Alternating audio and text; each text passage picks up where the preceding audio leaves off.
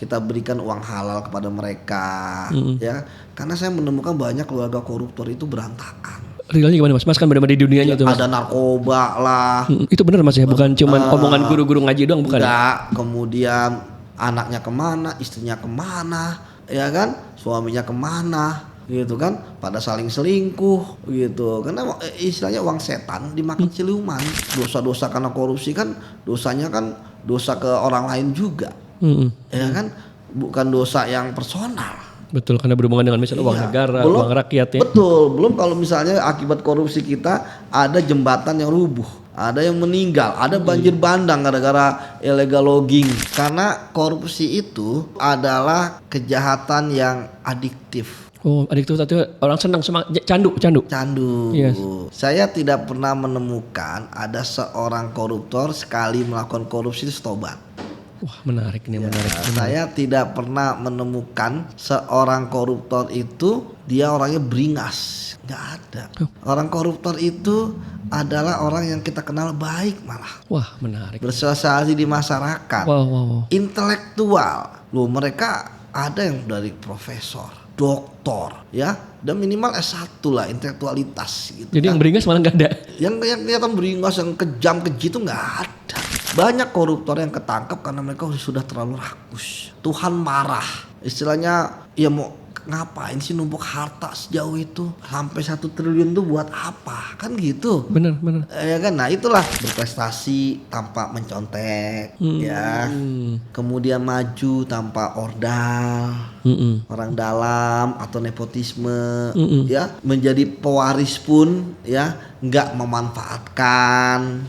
Ya, udah tahu jadi penyidik KPK lawannya adalah koruptor yang punya uang, punya jaringan, punya kekuasaan. Jadi ketika orang mau memberikan duit, ya kan, dia tahu bahwa orang itu mau nerima. Sama seperti kebalikannya. Feeling-feelingan ya. Iya, orang itu tahu orang ini mau ngasih duit ke dia, dia tahu dia akan nerima. Jadi nggak ada tolak, nggak ada. Orang terkaya di dunia kan bukan koruptor. Iya benar. Ya pengusaha. Dia kan jadi pengusaha. Oke, berjumpa lagi bersama saya Adriano di PikTok Podcast. Dan hari ini ada sesuatu yang sangat-sangat istimewa. Karena tamu saya anomali dibandingkan tamu-tamu sebelumnya. Kenapa? Wah, karena beliau adalah mantan penyidik KPK. Mas Yudi. Halo Mas Yudi. Halo Mas Adriano. Terima kasih banyak sudah hadir. Baik. Ini sesuatu yang pasti teman-teman biasanya kalau yang datang tamu-tamu sebelumnya backgroundnya berbeda-beda. Tapi kebaca lah kali ini. Kok di sini ada PikTok Podcast ada Mas Yudi Purnomo Harahap, seorang mantan penyidik KPK, penggiat anti korupsi. Ini kira-kira apa hubungannya? Ya betul. Nah, Mas, ini langsung nih Mas. Mas Yudi ini saya lihat kan backgroundnya agak-agak seru nih, menarik nih. Dari sastra, iya, secara formal di UI, tapi terus kok akhirnya masuk ke dunia yang berurusan dengan korupsi, masuk ke KPK. Apa yang menjadikan itu menarik sehingga masuk ke dunia ini? Jadi sebenarnya saya ketika mahasiswa itu kan aktif ya, berorganisasi. Ya, termasuk ikut BEM dan organisasi-organisasi kemahasiswaan lainnya yang mengasah ya kepekaan kita, ya, bahwa kita jangan hanya memikirkan diri kita sendiri, baik kualitas kita, kuantitas kita, ataupun juga masa depan kita, tetapi juga ada yang harus dipikirkan lain, yaitu masyarakat negeri kita. Apalagi saya kan kuliah di UI pada saat itu sangat murah, ya, karena ada subsidi yang disubsidi dari uang rakyat, sehingga ya kemudian itulah yang kemudian membuat saya saya harus berkontribusi nih kepada masyarakat.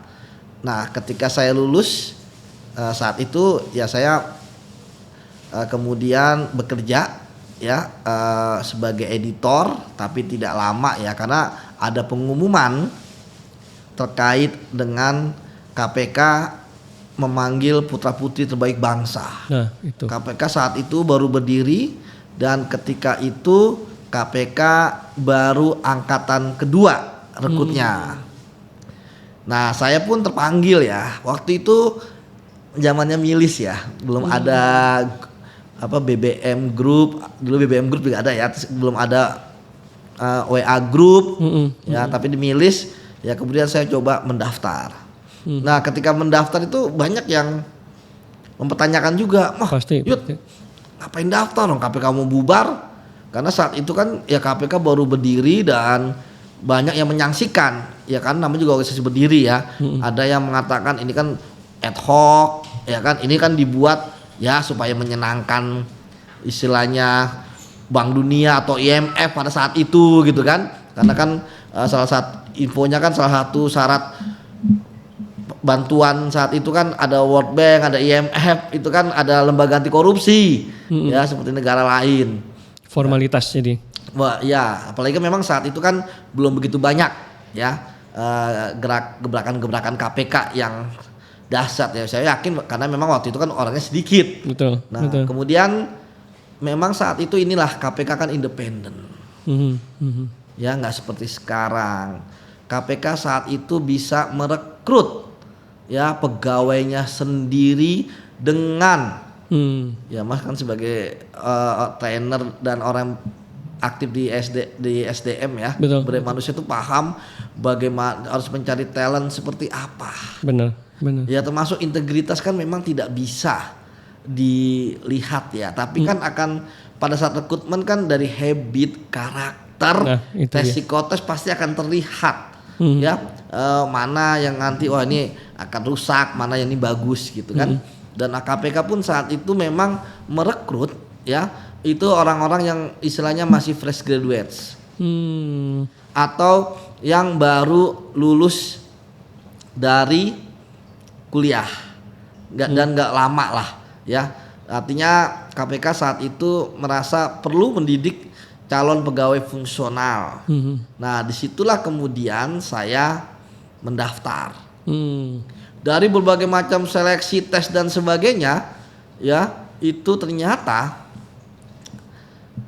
terpilih 52 orang dari kalau nggak salah saat itu 27.000 orang yang mendaftar. Dan karena saat itu KPK all major ya, jadi saya bisa mendaftar. Jadi tidak harus mempunyai latar belakang hukum, akuntansi, ya ekonomi, psikologi, kriminologi dan lain sebagainya. Kemudian saya mendaftar dan akhirnya lolos. Ketika lolos ya kemudian ya saya bekerja di KPK 1 tahun sebagai calon pegawai, kemudian tahun berikutnya dilantik. Saya ingat bahwa saya direkrut zamannya Pak Ruki, dilantik zamannya Pak Antasari Azhar. Oke, jadi dan kemudian memang saya melihat keputusan KPK benar ya, merekrut orang-orang mahasiswa, ex mahasiswa, alumni mahasiswa yang masih baru lulus itu karena memang mudah dibentuk, ya kan. Kemudian karakternya itu bisa diinisiasi oleh KPK ingin seperti apa. Kan KPK saat itu juga membangun kelembagaan, bukan hanya membangun IT-nya, bukan hanya membangun gedungnya, ya, tetapi juga membangun SDM-nya dengan etika, ya, kode etik yang dijunjung tinggi dan lain sebagainya. Begitu Mas, makanya saya kemudian masuk ke KPK. Tapi pada saat awal pertama, walaupun saya mendapatkan SK penyelidik, ya, namun waktu itu naluri saya mengatakan wah saya di pencegahan aja, karena pada saat itu KPK membutuhkan banyak orang dan ternyata SDM di berbagai macam bidang masih sedikit, kan diberikan pilihan mau kemana. Dan saya waktu itu memilih untuk ke pencegahan. Jadi awalnya sih pencegahan dulu. Pencegahan dulu. Nah kemudian awal-awal KPK berdiri kan sebenarnya kan belum ada banyak gangguan, hambatan, tantangan. Ngacir aja ya. Iya, baru ketika KPK mulai bekerja, mulai berprestasi ya kan. Kita ingat Cicak Buaya Jilid 1 ya kan, sampai kemudian ketika Bang Novel diserang ya.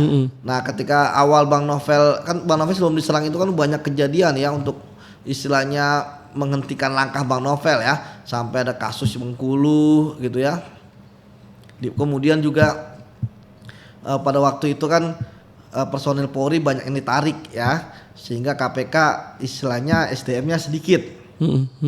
Oleh karena itulah pada saat zamannya Pak Abraham Samad, pada saat itu diputuskan untuk yang angkatan pertama dan angkatan kedua, calon pegawai fungsional itu kemudian mereka ditawarkan dan dites ya untuk menjadi penyidik. Saya waktu itu Mas sebenarnya sudah nyaman ya dengan istilahnya apa namanya bidang saya ya. Tapi kemudian wah udahlah saya coba. Oke. Akhirnya saya menjadi penyidik KPK. Dari pencegahan ke penyidik. Betul. Mas Itu dunia yang berbeda. Betul. Ini saya mau ketemu orang yang mendalami dunia Iya. perkorupsian. Baik waktu di KPK ataupun sekarang. Saya suka penasaran tuh Mas. Dan kadang-kadang saya yakin juga, bukan kadang-kadang malah, banyak teman-teman yang menonton itu penasaran. Mereka-mereka yang tertangkap bahkan terbukti korupsi itu mayoritas bukan orang-orang yang kekurangan. Jadi orang-orang yang punya posisi baik, punya kemampuan finansial yang baik, harta yang baik, tapi kenapa terus masih korupsi? Makanya ini yang di channel itu pengen tahu apa sih Mas alasan orang itu korupsi, dan itu kadang-kadang nggak masuk akal. Untuk menyembunyikan korupsi dia mendaftarkan hartanya pakai nama siapa. Jadi ini sebenarnya dia udah korupsi, capek diumpetin, nggak nikmatin. Jadi hasil kesimpulan syukur-syukur bisa based on data ya Mas ya. Ngapain sih Mas orang-orang korupsi itu? Kalau orang yang nggak mampu alasannya supaya mencukupkan diri. Iya. Make sense walaupun salah. Tapi kalau yang udah sangat mampu berkelimpahan, silakan Mas. Ya. Memang saya tidak pernah menemukan ada orang korupsi karena dia kelaparan, karena dia tidak mampu, karena dia nggak bisa membiayai anaknya sekolah, karena dia tidak mampu memberikan uang belanja kepada istrinya. Karena korupsi itu kan bukan sekedar adanya need ya, kesempatan atau karena sistem yang lemah, tetapi juga karena greed, rakus. Karena korupsi itu adalah kejahatan yang adiktif. Oh, adiktif tadi orang senang candu. Yes. Saya tidak pernah menemukan ada seorang koruptor sekali melakukan korupsi itu tobat. Wah, menarik. Saya tidak pernah menemukan seorang koruptor itu dia orangnya beringas. Nggak ada. Orang koruptor itu adalah orang yang kita kenal baik malah. Wah, menarik. Bersosialisasi di masyarakat. Wow. Intelektual.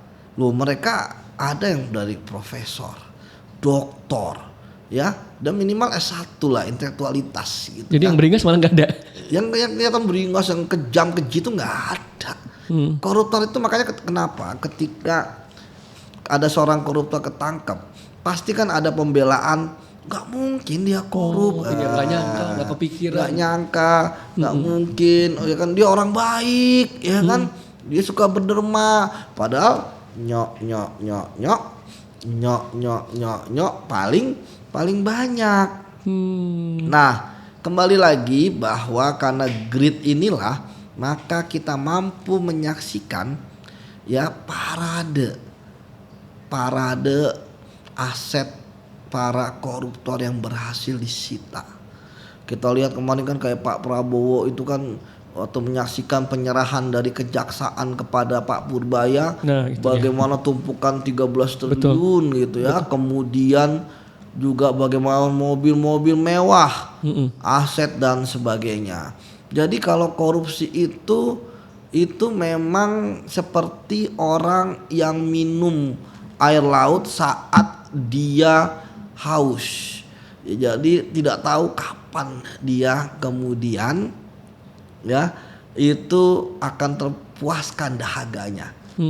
Kemudian nggak kelar. Kemudian juga para koruptor ini itu mereka ketika minum terus ya, mereka tidak terasa akan dahaganya. Nah, di saat itulah kemudian dia akan gumuh. Gumuh itu gimana Mas? Gumuh itu kan artinya mual, keluar muntah. Nah, realnya dalam case ini. Nah, ini adalah bahwa banyak koruptor yang ketangkap karena mereka sudah terlalu rakus. Tuhan marah. Ya, istilahnya ya mau ngapain sih numpuk harta sejauh itu? Sampai 1 triliun tuh buat apa? Kan gitu. Benar. Ya kan, nah itulah yang terjadi. Jadi koruptor itu sebenarnya mereka itu bukan karena Kebutuhan tadi ya. kebutuhan. Kalau kebutuhan gaya hidup kan hanya berapa persen dari aset yang mereka kumpulkan. Ya memang para koruptor itu mereka ketika mereka korup, mereka sebenarnya coba untuk menyembunyikan ya hartanya dan sebagainya supaya nggak terlalu kelihatan atau mencolok. Tetapi yang terjadi kan masa punya uang miliaran nggak ada sini flexing gitu kan. Nah, terkadang memang koruptornya mampu untuk menyembunyikan flexingnya, tetapi kan dia punya istri, dia punya anak.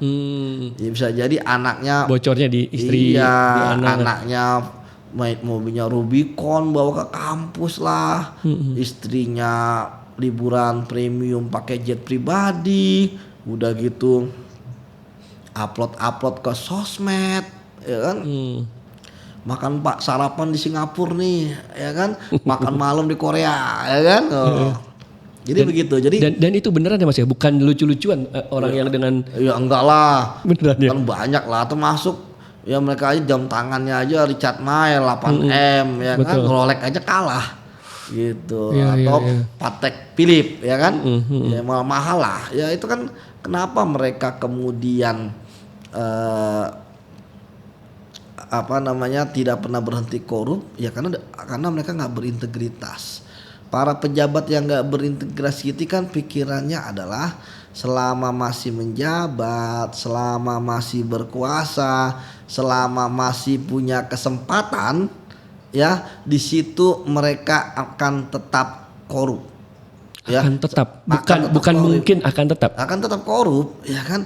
Apalagi kita tahu hukuman para koruptor di negeri kita ini kan sangat ringan. Bahkan saya mengatakan para koruptor di negeri kita itu mereka sangat-sangat dimanjakan. Ya, dari sisi hukuman, ya, dari sisi perampasan aset dan lain sebagainya. Bahkan saya secara tegas mengatakan ya bahwa yang kena kasus korupsi adalah mereka aja udah ditebang pilih gitu kan. Udah dipilih-pilih pun masuk penjara, penjaranya enak, mewah. Di penjara yang enak dan mewah itu ya itu mereka masih dapat vonis ringan. Udah dapat vonis ringan, mereka dipotong hukumannya oleh hakim. Makin ke atas banding kasasi makin dipotong. Iya. Ya kan? Kemudian udah dipotong, begitu mereka di penjara dapat remisi. Habis dah tuh. Habis dah. Kerja bakti dapat remisi, ikut kegiatan organisasi dapat 17-an, remisi. ikut 17-an dapat remisi. Dapat remisi, mau makan dapat remisi gitu. Dan yang terakhir begitu mereka bebas bersyarat ya, mereka tetap kaya begitu keluar. Begitu keluar penjara ya mereka bisa ikut pemilihan setelah 5 bisa tetap tahun. mencalonkan, ya. Ada yang rakyatnya milih lagi kan? Yes. Luar biasa. Menarik, ya. Kemudian yang paling menarik juga ada yang pernah dimakamkan di Taman Makam Pahlawan lagi kan? Ya, tapi kemudian saya dengar katanya dipindah ya akhirnya. Oh, udah dipindah. Ya, kemudian Alhamdulillah. ada yang dapat bintang Mahaputra lagi kan? Jadi ya bagi saya korupsi dikatakan kejahatan luar biasa, tapi ternyata efeknya nggak ada hal yang menurut saya luar biasa. Gitu. Wah, menarik. Nah, Mas Yudi, di luar apa yang tadi Mas sudah sampaikan, saya ingin mendekatkan ini kepada para audiens. Mereka di sini banyak yang menjadi leader baik di corporate maupun di kementerian atau di pemerintahan. Kan rakus tadi Mas ya. Dia rakus dan candu. Maka karena Mas juga pernah di pencegahan, apa sih yang perlu kita jaga kalau kita sekarang bekerja, apalagi pemegang keputusan di mana kesempatannya ada. Mungkin kan kalau bahasa normatif, wah kalau dibekali oleh agama yang kuat, tapi kenyataannya yang katanya agamanya kuat, ada juga terjadi. Maka kalaupun Mas mau menyarankan nih, supaya terhindar lempeng aja integritas, udah kerja aja, kontribusi aja, jangan colek-colek deh, korupsi ntar kecil lama-lama gede, doyan, betah sampai gumoh. Silakan Mas. Ya, bagi saya ya kan kita tuh tahu apa yang benar, apa yang tidak benar, apa yang hitam, apa yang putih. Ya, hidup ini kan kita punya nurani. Nurani kita yang mau sejahat apapun sebenarnya masih hidup gitu orang. Disitulah kita menjadi pembeda. Makanya kenapa kita ya udahlah taat asas saja. Ketika ngomongnya A ya A, ya. Ketika kemudian aturan mengatakan B ya B. Ya kalau tidak maka ya tadi akhirnya ada ruang negosiasi. Korupsi kan terjadi di ruang gelap bukan di ruang terang. Jadi bagi para leader-leader ya kan gini, hidup ini kan kita nggak selamanya gitu kan. Hidup ini kan kita sekali. Jadi kalau sekali ya jadilah berarti kan banyak tuh orang-orang yang istilahnya dia pernah menjadi kepala daerah ya kan tangkap, dia yang pernah dilulukan karena direksi BUMN ditangkap dan lain sebagainya. Jadi bagi saya integritas itu memang tidak bisa diomongkan ya. Wah saya orang berintegritas, banyak orang yang ngomong dia berintegritas besoknya ketangkep gitu kan gitu. Jadi ya sekali lagi bahwa yang bisa membangun integritas memang sistem ya, tetapi sebenarnya orang itu bisa berubah loh. Ada orang yang dia sebenarnya jahat, begitu masuk sistem yang baik mau nggak mau dia ikut baik. Betul, dikondisikan. Iya dia masuk ketika dia masuk ke kolam yang bersih, tapi begitu dia kembali ke sistem yang korup, dia kembali ke kolam yang kotor dan dia bisa hidup di situ. Karena saya adalah orang yang nggak percaya orang itu berubah. Gimana Mas? Ulang lagi Mas? Saya adalah orang yang nggak percaya ya bahwa orang itu berubah gitu. Sebenarnya yang kelihatan itu dia bisa mengkamuflasekan topengnya gitu kan. Atau memang dia lagi melihat situasi dia tidak bisa untuk karakter dia yang sebelumnya itu muncul. Wah, Mas Yudi ini kan menarik nih statementnya. Mas Yudi mengatakan saya adalah orang yang percaya bahwa orang itu tidak bisa berubah. Betul. Saya coba ambil statement berseberangan. Ya. Wah jahat banget Mas statement itu. Ya. Tega banget. Ini Mas ngomong tendensinya apa atau memang ada bukti atau fakta atau data? Loh tadi saya katakan kan ya, ini kan pengalaman saya. Nah coba kenapa bisa begitu? Iya, karena banyak orang ya begitu sistem yang baik dia baik, begitu kembali ke sistem buruk dia buruk. Ya kan? Gitu. Jadi kalau pengalaman saya itu begitu. Jadi saya tidak percaya ada orang tuh tiba-tiba berubah gitu ya. Bisa jadi bahwa ketika dia masuk ke dalam suatu sistem yang baik, dia beradaptasi. Oke, beradaptasi ya? Beradaptasi. Topengnya itu tadi adaptasi. Adaptasi. Aslinya nggak begitu. Aslinya nggak begitu. Tetapi kemudian dia nggak akan bertahan lama di iklim yang baik itu. Nah, dia pasti akan merasa gerah, jengah. Wah ini bukan saya. Ya akhirnya dia akan keluar dan mencari kolam yang seperti dia. Oke. Itu yang kemudian paham. Ini sepakat. Yang kemudian saya temukan ya. Kalau misalnya orang berubah hijrah dan sebagainya itu kan hal yang berbeda. Benar, konteks yang lain ya. Konteks yang lain. Betul. Ya kan. Jadi istilahnya makanya tadi saya katakan bahwa korupsi itu ada di ruang tersembunyi. Hanya diketahui oleh sedikit orang. Ya sehingga terkadang kita kok kayak ini orang baik gitu kan, tapi kok ternyata penjahat kakap, korupsinya triliunan. Iya benar juga ya. Iya. Gak mungkin dia terang-terangan ya. Gak mungkin dia terang-terangan. Bukan korupsi dong ya. Lebih ya apalagi namanya white collar crime. Ya kemudian dia juga adalah orang yang istilahnya suka bagi-bagi juga. Nyok. Bikin masjid, bikin tempat ibadah. Tapi nyok ke dalam lebih banyak. Iya. Ya, jadi kembali lagi sebenarnya integritas itu tergantung pada kepribadian.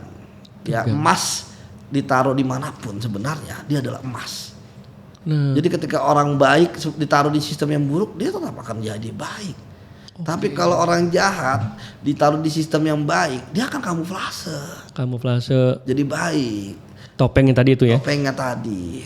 Nah, Mas Yudi ajarin dong kami ini agar kita ini jadi emasnya, apa yang perlu diedukasi, katakanlah teman-teman kalau punya anak-anak atau dia buat diri sendiri, dia masih ingin berikhtiar agar kalau saya jadi pimpinan atau dari sekarang deh di posisi apapun saya jadi emasnya tadi, orang yang terjaga, orang yang ditempatin dimanapun, sistem benar, sistem belum benar, saya terjaga integritas. Mesti ngapain mas? Pertanyaan yang bagus mas ya. Yes.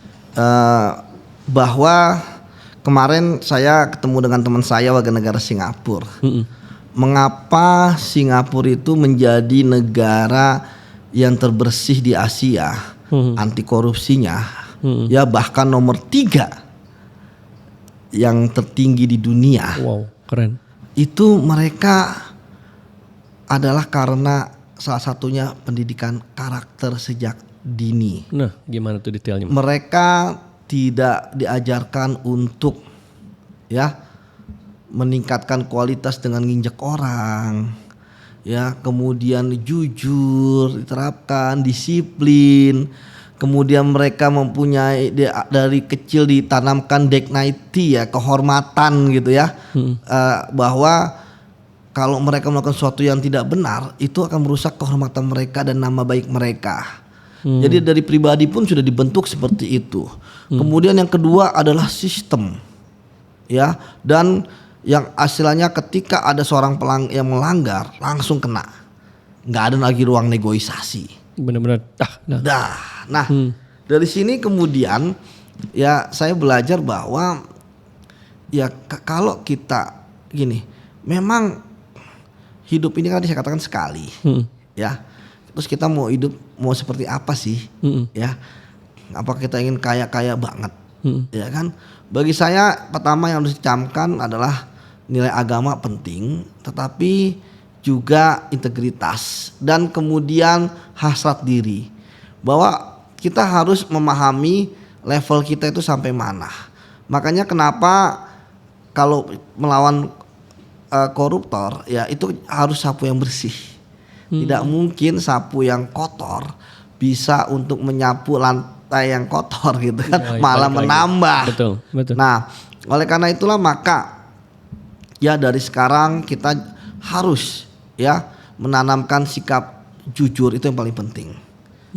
Ya, kejujuran itu adalah hal yang paling penting. Bung Hatta yang mengatakan bahwa kalau pengalaman, kalau pengetahuan itu bisa ditingkatkan kalau memang tidak tahu. Tapi kalau orang sudah tidak jujur, sulit untuk diperbaiki. Diperbaiki ya. Sekali orang sudah bohong, dia tetap akan terus bohong untuk menutupi kebohongan yang sebelumnya dan menambah kebohongan yang baru. Dan tentu tidak akan menjadi orang yang dipercaya. Jadi kembali lagi ya, karakter itu sangat penting. Makanya pemberantasan korupsi tanpa ada pencegahan itu menurut saya ya omong kosong gitu kan. Ya akan muncul koruptor-koruptor baru. Karena tapi penindakan pun juga harus keras, tegas dan tanpa efek jerah tanpa pandang bulu. Ya kita kalau sekarang kan pemberantasan korupsi di kita saya lihat kan masih ada kekacauan lah. Betul. Penindakannya banyak dan sebagainya, tapi muncul pemain baru. Gitu. Regenerasi mas. Makanya tadi kita gini, sebenarnya masuk penjara gara-gara korupsi kan sebenarnya kan kalau dihitung dari persentase jumlah penduduk gak banyak. Iya. Kemudian kalau pakai teori gunung es, ya itu kan gunung es itu apa yang tampak di permukaan sedikit dibandingkan dengan yang di bawah permukaan. Artinya mungkin banyak koruptor yang kemudian masih ada di luar sana, ya kan? Kalau kita dulu nonton X-Files kan the truth is out there. Betul. Nah kembali lagi ya bahwa kali lagi ini jalan hidup kita, pilihan kita. Kita ingin menjadi orang benar, orang berintegritas, tangan kita. Saya kayak saya ingin menjadi orang yang sudah selesai dengan diri saya. Gitu. Nah ini tolong diterjemahkan dalam bentuk real mas. Kan statement-statement ini oke dipahami, cuman bentuk behavior, perilaku sehari-hari masih langitan gitu ya. Benar. Ya kayak tadi kita ya sudah cukup dengan gaji kita. Ya gaya hidup pun kita sesuaikan. Ya kan sederhana kan bukan berarti tidak boleh memiliki ini itu, tapi sesuaikan. Kemudian apa adanya. Ya. Apa adanya gimana coba mas? Ya misalnya ya ketika hidupnya ya kita hanya bisa pakai motor ya pakai motor, kita mobilnya Avanza gitu kan. Ya koruptor itu tadi saya katakan ya mereka tidak puas dengan hidup mereka. Ingat loh, dalam Liga Korupsi Indonesia, Liga Korupsi Indonesia ya. ya kan, yang sampai triliunan, itu kan kebanyakan adalah BUMN dan dilakukan oleh direksi. Ketika dilakukan oleh direksi BUMN, sebenarnya BUMN itu sudah punya pencegahan korupsi, fraud dan lain sebagainya. Ya, bahkan canggih. Tapi kalau pelakunya vice president ke bawah, manajer dan sebagainya kena Betul. fraudnya. Tapi begitu pelakunya direksi apalagi dirut ya nggak kena. Percuma itu pengawasan, percuma itu sistem. Ya langsung, apalagi langsung tunjuk kan. Nah, jadi kasus timah, ya kan, kasus Pertamax, ya kan, sudah menjelaskan belum kasus-kasus sebelumnya. Betul. Jadi ketika direktur saya terlibat masih korupsinya triliunan. Nah, ini kan anomali.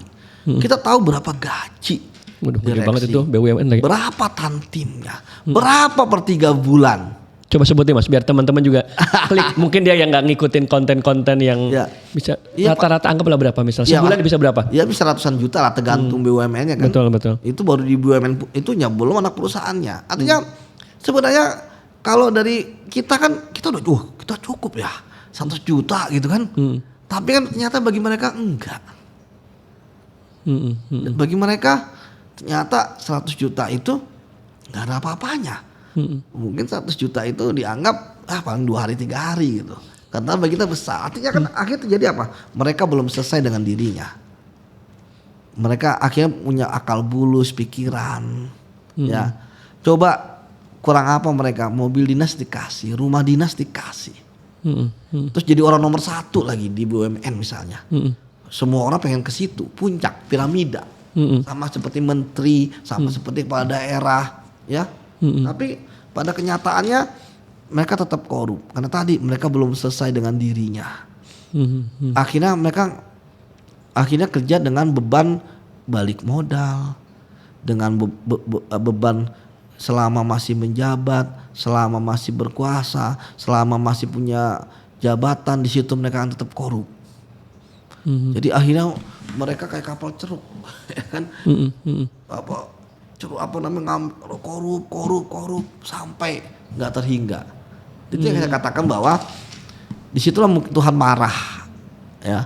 Kan saya katakan sebenarnya korupsi di Indonesia tuh banyak. Kita tuh gunung es tadi ya. Iya, gunung es. Kita tuh kalau di Indonesia itu, ya, jujurnya kita kayak berburu di kebun binatang.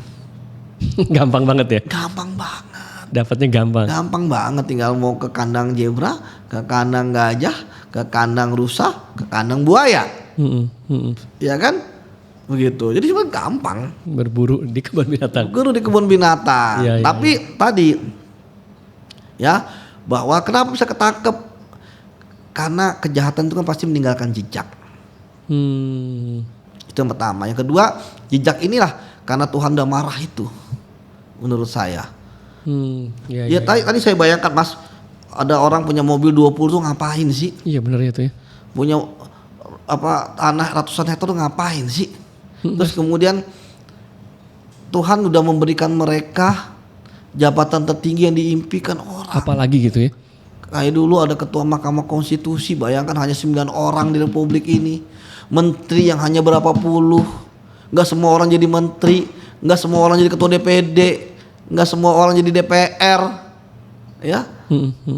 Tapi akhirnya karena belum selesai dengan dirinya, korup. Ya kan kayak tadi Mas Adriano mungkin juga menonton, mungkin dalam pikiran kita, enak jadi direksi BUMN. Mungkin ada yang bercita-cita. Betul, banyak pasti itu BUMN gitu kan. Wah. Tapi kalau ya belum selesai dengan dirinya, ya itu nggak akan bisa bertahan di situ. Belum tekanan dan sebagainya. Betul. Seperti itu, Mas. Iya. Mas, ini kan tadi kan berulang-ulang disampaikan belum selesai dengan dirinya. Tadi sempat informasikan tentang bagaimana Singapura itu dengan baik mengajarkan karakter sejak dini. Kalau sekarang Mas coba Mas ajarkan itu ke dalam konteks Indonesia yang sangat, misalnya ke anak kalau anak kecil misalnya anak SD misalkan sini orang tua nih ngomongnya apa sih Mas agar itu terbentuk sejak kecil nih. Kalau tadi kan oke lah dia jujur, tapi bentuk perilakunya kamu jangan apa atau disiplin. Kalau nyebrang di jalannya ya, kalau bawa motor jangan lawan arah ya, jangan naik trotoar ya, tapi yang betul-betul kelihatan sehari-hari bentuk perilakunya apa Mas. Tapi itu nanti akan berhubungan dengan integritas emas yang akan terbawa sampai posisi-posisi tinggi, tapi dari kecil. Ya, kan kita kalau bicara pakai kalimat positif ya, nggak pakai kata jangan gitu ya. Ya kita tentu banyak hal ya yang perilaku seperti berprestasi tanpa mencontek, ya. Kemudian maju tanpa ordal, orang dalam atau nepotisme, ya. Menjadi pewaris pun ya nggak memanfaatkan, ya. Tadi orang mungkin banyak punya privilege, sekolah mahal dan sebagainya. Tetapi kalau bisa ya itu hanya privilege mereka itu aja.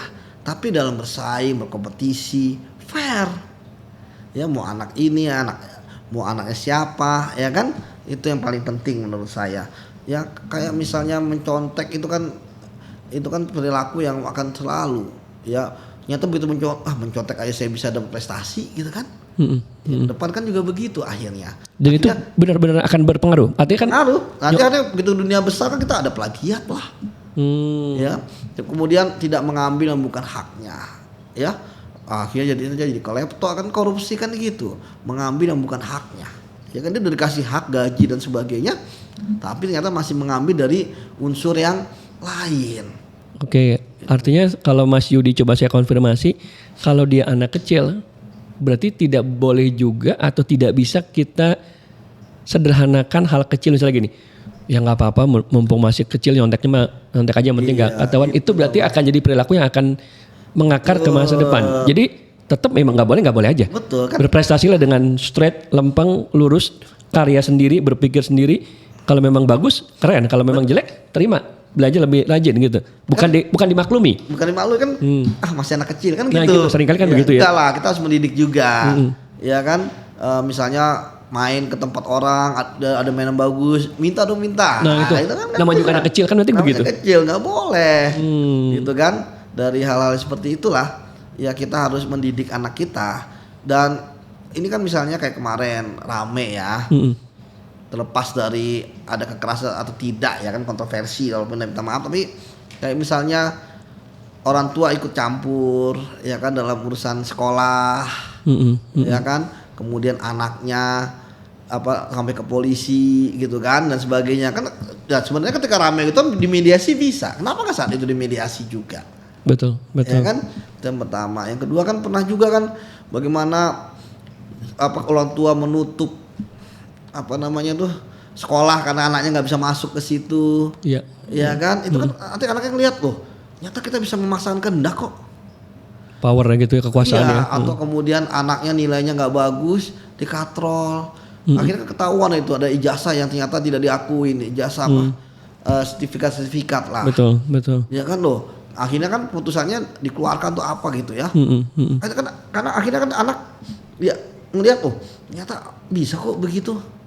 Rekayasa bisa, memasukkan bisa, ya kan? Jadi orang tua itu juga kita kan gini, anak itu kan melihat apa yang kita lakukan, bukan melihat apa yang kita bicarakan. Saya juga punya anak dan sebagainya, tentu juga masih jauh dari sempurna ya. Tetapi setidaknya mereka kita ajarkan uang halal, ya kan? Kita berikan uang halal kepada mereka, ya. Karena saya menemukan banyak keluarga koruptor itu berantakan. Realnya gimana Mas? Mas kan benar-benar di dunianya itu Mas. Ada narkoba lah. Itu benar Mas ya, bukan cuman omongan guru-guru ngaji doang bukan? Enggak, kemudian anaknya kemana, istrinya kemana, ya kan, suaminya kemana, gitu kan, pada saling selingkuh, gitu. Karena istilahnya uang setan dimakan siluman, ya kan. Jadi setan dimakan siluman. Iya. Terus anak adalah maut, istri adalah maut itu nyata. Ya. Semuanya maut dong ya Mas. Iya, makanya. Ya memang menarik ya kita bicara psikologis koruptor. Nah itu gimana Mas psikologis koruptor? Memang dia di luar itu sepertinya orang bahagia. Iya. Kadang-kadang ya lihat aja kan banyak keluarga menampilkan bahagia tapi kan di dalamnya rapuh. Nah itu. Ya tapi lah topeng-topeng seperti itulah yang menurut saya istilahnya sangat ini ya, sangat menjadi hal yang penting. Nah, jadi gini Mas, sebenarnya apa ya, kalau saya bicara mengenai koruptor ya, hard skill mereka ada. Orang tadi saya katakan profesor aja korup gitu kan. Betul. Soft skill, leadership udah sertifikasi berapa? Ya kan, belum kalau BUMN itu direksinya. Buset, man of the year, ya kan? Wah, the 10 CEO, the best 10 CEO, kan? Indonesia talent, ya kan, The Young, ya kan, gitu kan, Mas pasti paham, gitu kan, korup juga. Kan saya kalau geledah gitu kan sering menemukan penghargaan mereka, ini gimana gitu kan, gitu. Nah, jadi ya nggak ada hubungannya semua itu, bahwa ketika orang korup, ya korup dia, begitu. Mas, ini saya mengambil posisi yang iseng ya, silakan Mas respon. Wah, kalau gitu saya akan mensiarkan korupsi aja lah. Pertama, ini memberikan hasil yang baik. Secara penghasilan tidak akan dihukum pun terukur. Setelah itu saya mencalonkan tetap punya ruang, bisa terpilih juga. Semuanya bisa dikondisikan ketika di penjara juga. Maka apa alasannya untuk saya tidak menjadi koruptor? Ya memang banyak orang akhirnya mengatakan, saya cita-cita jadi koruptor lah. Ya, akhirnya itu bukan lucu-lucuan, bisa jadi sudah terbersit di perhitungan strategik yang make sense. Ya, tetapi kan kemudian kan tadi saya katakan, kan di dunia ini kan kita percaya sama Tuhan. Oh, baliknya pasti ke situ ya. Ya kan ada hitam dan putih, karena ada penegak hukum juga. Ya walaupun penegak hukum itu tebang pilih kan, tapi ada juga yang ditangkepin. Ada juga yang disikat. Ya kan? Jadi kalau misalnya kemudian tadi punya cita seperti itu silakan aja, tapi kalau nanti Tuhan marah ketangkep ya udah resiko tanggung jawab. Karena saya melihat ya walaupun uang banyak dan sebagainya ketangkep, kemudian mereka dapat keringanan dan sebagainya, tapi ada penyesalan juga. Ya kan? Biasanya gimana Mas? Real case-nya gimana Mas? Ya, misalnya, apa yang terucap biasanya? Ya mereka sedih ya kan, ketangkep dan sebagainya, dikira mereka kebal hukum, dikira punya backing gitu kan. Tapi bagi saya ya memang penyesalan itu kan selalu di akhir, di awal pendaftaran. Ya kan? Gitu. Jadi ya kembali lagi akhirnya semua itu ke diri kita masing-masing. Ya, kita mau jadi apa, kita mau bagaimana. Saya katakan toh banyak orang juga pensiun nyaman, pensiun selesai, ya kan. Kayak bupati kemarin ketika berganti ratusan bupati kan nggak semua ketangkep. Lebih banyak yang ya udah gitu aja ya. Berarti kan baik-baik saja. Anggap aja bersih gitu ya. Betul. Ya kan bukan kalau tangkep ya, tapi anggap aja bersih lah. Betul. Ya kan, artinya kan masih banyak peluang untuk itu. Jadi ya kan kalau bersih ngapain risih kan begitu. Betul. Kalau bersih ngapain risih ya. Sebenarnya kan Tuhan itu udah memberikan kita rezeki kan, dari kita di Laul Mahfuz ya, rezeki kita begini halal itu kan, sebagainya. Jadi kalaupun kita ngambil haram gitu kan, ya itu nanti akan diambil lagi gitu kan. Belum tadi dosa-dosa karena korupsi kan, dosanya kan dosa ke orang lain juga. Ya kan, bukan dosa yang personal. Betul, karena berhubungan dengan misalnya uang negara, uang rakyat ya. Betul, belum kalau misalnya akibat korupsi kita ada jembatan yang rubuh, ada yang meninggal, ada banjir bandang gara-gara illegal logging di penerbangan liar di sana kan, gitu. Dampaknya panjang ya. Dampaknya panjang. Jadi kembali lagi bahwa keinginan untuk korup ya sebenarnya kan itu terjadi karena ketidakpuasan terhadap dirinya sendiri. Dia tidak mampu mengontrol kehidupannya. Ya, walaupun tadi saya katakan kadang-kadang mereka juga lebih religius dari kita. Tetapi kan ya itu kan hanya fisik. Tampilan bisa jadi ya, fisik, pengetahuan tadi. Iya. Kalau saya bilang kalau kita ngadu hard skill, soft skill paling jago mereka. Tapi nurani dan integritas itu nggak bisa dibohongin. Ya. Dan ketika mereka korupsi, ya mereka tuh sudah punya keberanian untuk korup. Artinya nggak kaleng-kaleng, nggak ketika nerima duit 1M bergetar, nggak. Dan seiring waktu berulang makin terlatih. Ala bisa karena biasa. Iya. Nah, sekarang Mas Yudi, kalau tadi ada yang memang katakanlah cikal bakal karakter negatifnya sudah terlatih sejak kecil lewat berbagai bentuk. Mungkin terbiasa menyontek, melanggar aturan, dicontohkan mungkin oleh keluarganya tindakan-tindakan yang sejenis misalnya. Tapi kalau case-nya dibalik, dia sangat terdidik dengan baik, untuk karakter baik, integritas terjaga, keluarga terjaga, tengah jalan korupsi. Nah kalau itu yang terjadi biasanya faktor apa Mas yang menyebabkan itu terjadi? Dia benar-benar real, bukan kosmetik, bukan topeng, emang terbukti dan orang juga beneran tahu. Dan ada nggak Mas atau nggak mungkin itu terjadi? Memang semua pasti ada rintisannya. Ada lah, kan selalu ada anomali. Nah berarti ya kan? ada masalah anomali. Misalnya kan istilahnya kita kan nggak bisa hitam putih juga. Oh betul. Dia dari keluarga kaya nggak mungkin korup. Nggak juga. Ada hubungannya? Nggak ada hubungannya. Misalnya, wah dulu dia aja nggak nyentuh tanah istilahnya, bukan kuntilanak ya. Itu kan peribahasa ya, orang lahir dari keluarga bangsawan, ningrat ataupun keluarga yang kaya kan naik dianggapnya terus kemana-mana gitu. Iya, dianggapnya nggak nyentuh tanah ya, naik mobil kemana-mana betul. Tapi begitu dia gede dewasa, korup juga, gitu kan. Jadi memang ya pendidikan itu kan istilahnya, terkadang tadi saya katakan pendidikan itu kan kalau hanya buat jasadnya aja berat.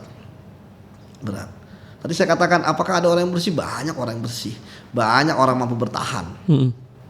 Jadi gini, sebenarnya kalau nyari uang halal aja banyak, itu kan ngapain yang haram, gitu kan? Nah tapi kan tadi orang kan lebih banyak nyari haram, dan terkadang banyak orang yang istilahnya dia kan kita tidak tahu masa depannya apa. Terkadang ketika orang korup, ternyata di kepala daerah, dibuka kasus yang lama, kena lah dia. Ada orang udah jadi top level, dia kena karena waktu medium level kasus korupsinya. Jadi seperti itu Mas. Jadi kita nggak tahu ya kapan kemudian kita ketangkep karena korupsi. Waduh. Iya. Iya kan saya selalu mengatakan kalau nggak ada apa-apa nggak apa-apa.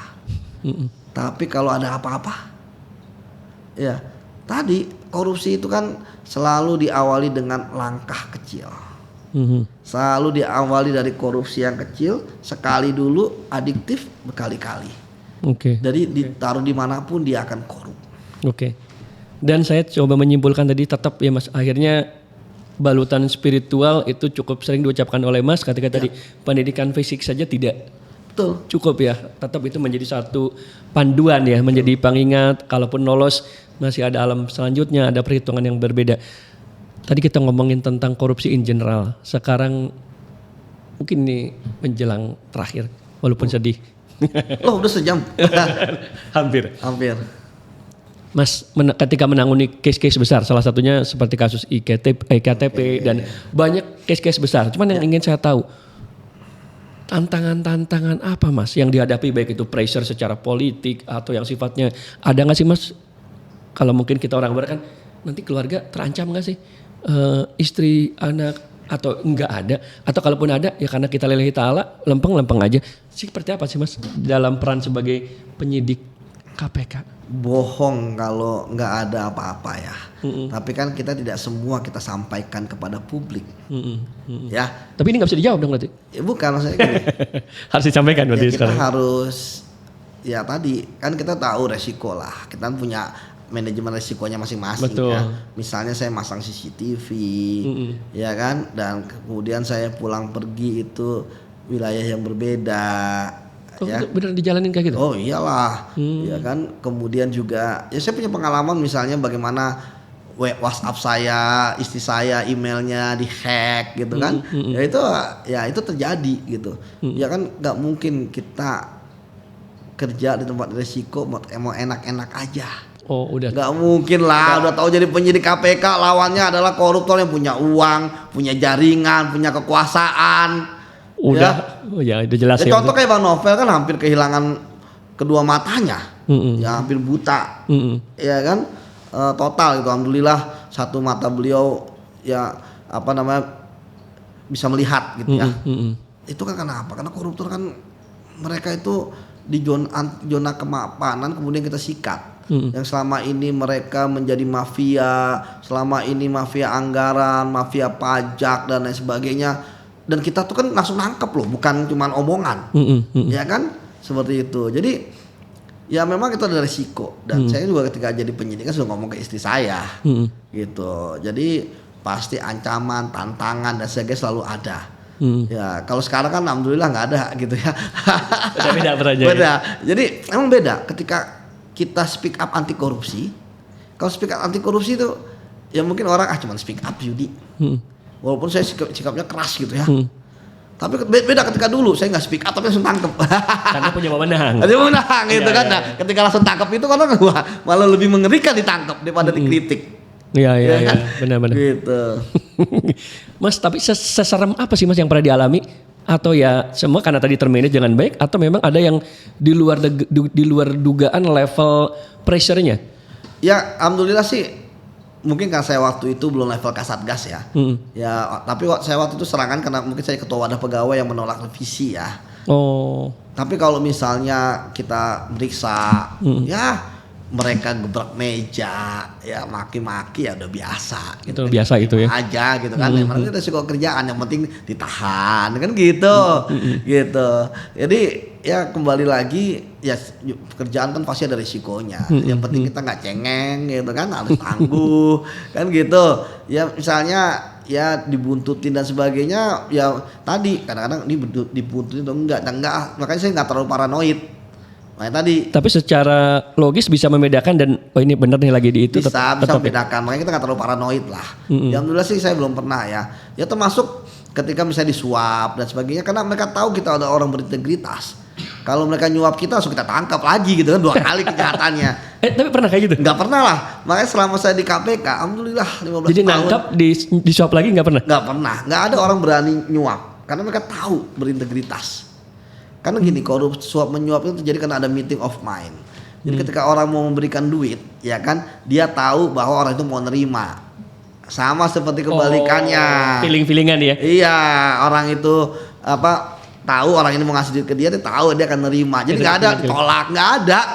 Pasti tahu. Mas, ini tadi ada kata-kata meeting of mind. Coba di Indonesia kan dan sedangkan supaya kesepakatan.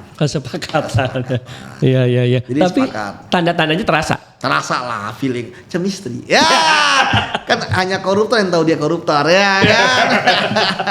chemistry gitu ya. Iya, antara si terbangun. pemberi penerima gitu. Iya. Iya. Kalau udah feeling makanya ini Mas Yudi nggak bakal bisa. Udah makanya bakal bisa nih. Iya, daripada gua beresiko kan. Bahasa tubuhnya, pilihan kata udah.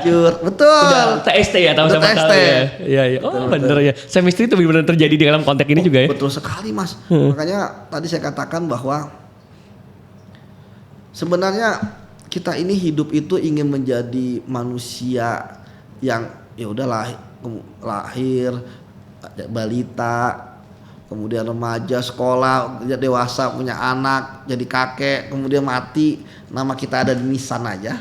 Atau kita ingin nama kita melebihi, ya kan, dari masa biologis kita, umur kita. Jadi kita usianya usia sejarah, kan itu pilihan di kita. Betul. Kayak tadi, ya banyak orang besar, akhirnya dia pernah kena kasus korupsi dan apa, kan jadi catatan buruk. Betul. Ngapain gitu kan? Misalnya kita banyak tokoh-tokoh nih kan, walaupun sekarang banyak koruptor yang sudah tampil di media, tapi kan dia pernah jadi koruptor. Rekam jejaknya nggak bagus juga. Tetap ya. Ya walaupun koruptor di Indonesia dimanjakan, ya, tetapi setidaknya, ya, mereka, ya, itu ketika dicap koruptor terus, gitu ya. Ya sudah tercatat ya. Iya, walaupun kemudian ya dia punya privilege jadi direksi, jadi ini dan sebagainya. Seperti itu Mas. Baik. Nah sekarang Mas, nasihat terakhir apa Mas untuk kita semua di luar tadi, bahwa ini adalah sumber karena tidak selesai dengan diri sendiri. Ya. Apa yang bisa dinasehatkan sebagai pamungkas untuk kita supaya Indonesia makin keren seperti Singapura? Apa Mas? Tapi dimulai dari diri kita ya, di luar yang bawa itu sistem di negara politik, tapi buat individu, buat saya, buat teman-teman di rumah. Ya, pertama yakinlah bahwa kita hidup ini kan nggak sendiri. Kita punya anak, ya, kita punya orang tua, kita punya keluarga, Ya, kita nggak ujuk-ujuk kemudian muncul. Ya, kita kan pasti membawa kehormatan bukan hanya diri kita, keluarga juga. Buat apa kita punya uang banyak, ya, ketika kita nggak punya kehormatan? Memang kita bisa tidak peduli gitu kan, biarin aja, yang penting kaya, yang penting ini dan sebagainya. Tetapi kan apakah hidup sereceh itu? Makanya kenapa integritas itu penting, apa yang dikatakan, kemudian apa yang disampaikan itu benar, ya, dan yang menilai kan bukan kita, ya. Banyak orang mengatakan saya berintegritas, lah ngaku-ngaku berintegritas. Integritas kan bukan pengakuan, Betul. ya kan, tetapi dari orang-orang sekitarnya. Misalnya banyak koruptor yang ketangkep itu, ya, itu mereka selalu bicara integritas, jangan korupsi ya, tapi mereka korupsi. Anak buahnya. Jadi seperti itu Mas. Jadi ya nggak ada salahnya kita jadi hidup jadi jalan yang benar. Memang level integritas itu beda-beda. Ada orang yang berintegritas yang penting saya nggak korup, saya nggak ini, diem aja. Itu kan level paling bawah. Betul. Level paling tinggi adalah dia nggak korup dan dia berani, ya, menghadapi musuh-musuhnya. Di depan saya ini. Wih, enggak lah, saya masih belajar. Dan sekali lagi bahwa yang menilai kita kan masyarakat, ya, dan ya tadi bahwa terkadang kita tidak tahu kapan ya kita jatuhnya kalau kita jahat, ya. Tapi yakinlah kalaupun kita akhirnya selamat sampai usia tua, ya kan, korupsi kita nggak ketahuan, di akhirat kan belum tentu. Ya. Gitu. Nah, kembali lagi ya teman-teman, mungkin kita terlalu utopia, ya. Hidup yang benar aja, udah. Hidup yang benar itu kan kita tahu bagaimana cara hidup yang benar, ya kan, ikut aturan, taat asas, ya. Jangan sampai kita udah nggak jadi solusi buat bangsa, malah nambah beban. Ya kan? Itu jadi beban ya. Iya, makanya cobalah lihat anak-anak kita gitu kan menjelang tidur gitu kan, atau kemudian keluarga kita gitu kan. Sebanyak-banyak korup apa kita akan menjadi orang terkaya di dunia? Ya kan? Kan enggak. Orang terkaya di dunia kan bukan koruptor. Iya benar. Ya pengusaha. Dia kan jadi pengusaha. Iya benar. Ya kan? Kayak lagi bisa jadi ya mengumpulkan sebanyak-banyaknya, tapi kayak kasus yang kemarin yang di peradilan yang ketangkep kan 1 triliun uang yang sudah dikumpulkan, ya kan, kena. Betul. Ya kan? Akhirnya malah jadi kasus gitu kan. Ya kan hilang begitu aja. Terus saya bilang kalau nggak ada apa-apa nggak apa-apa, tapi begitu ada apa-apa, nah tapi sekarang sebenarnya ada pilihan ke kita. Makanya kan ya kita mau jalan yang mana, ya kita yang memilih. Orang lain paling hanya berempati, bersimpati, ya kan? Tapi kita yang menjalani hidup. Jadi jalan hidup yang apa adanya gitu. Kalau emang bukan rezeki kita, ya walaupun tinggal dikit lagi, ya tanda tangan kontrak misalnya, bisa batal, betul, ya kan? Betul. Tetapi banyak rezeki-rezeki yang tidak terduga. Ya, jadi kalau misalnya tadi ada rezeki pada kita ini ada kontrak 100 juta, tapi kemudian harus ada kickback 15 juta. Bagi saya mending nggak usah. Siapa tahu ada rezeki yang lain. Daripada gara-gara kita ngasih 15 juta kemudian saat itu kita nggak tahu juga tiba-tiba ada OTT. Reputasi kita rusak gara-gara 15 juta. Apakah kemudian 100 juta itu memperkaya diri kita? Enggak. Nah tadi saya bilang kita harus menghindari sifat tadi, sifat yang udah ambil segalanya. Jangan, tapi kita harus ngambil tadi, kita harus punya visi, kita harus punya apa ya namanya, sense of crisis. Bener nggak sih kalau misalnya saya dapat kontrak dari pemerintah daerah misalnya ada kickback, ya kan? Ya kalau nggak ada apa-apa nggak apa-apa, tapi kita nggak tahu ada apa-apanya. Kan banyak kasus korupsi kan terungkap karena whistleblower, karena orang yang ngomong. Betul. Ya kan? Jadi saya katakan memang aparat tidak bisa menangkap semuanya, tapi jangan sampai di saat aparat menangkap itu yang ditangkap adalah kita. Terima kasih. Terima kasih banyak Mas Yudi, berikan tepuk tangan untuk Mas Yudi Purnama Haraha.